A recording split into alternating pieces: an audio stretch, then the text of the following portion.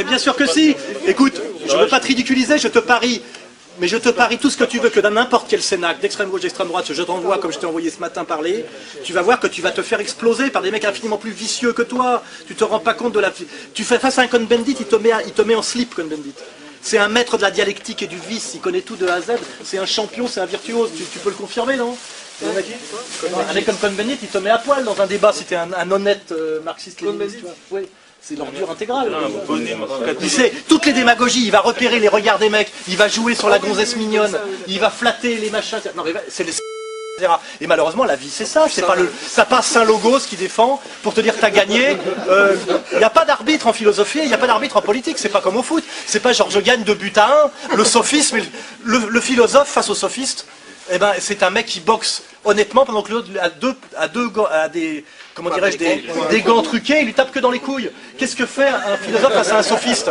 Comme vous n'êtes pas tous des virtuoses du logos, le sophiste, une fois sur deux, vous n'identifiez pas que c'est un sophiste. Et je vous signale en plus que que ce soit Schopenhauer ou le Talmud, tout ça c'est de la logique sophistique. Eh ben il y a des maîtres du sophisme.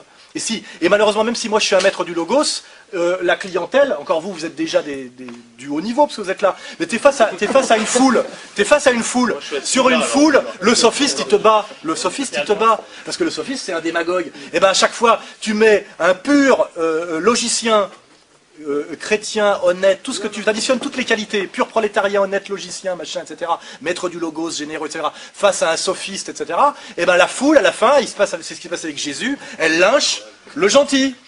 Et elle porte au pinacle l'enculé.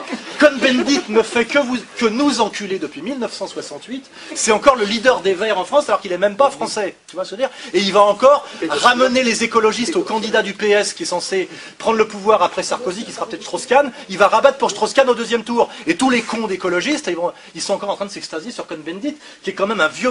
Tu vois, une vieille...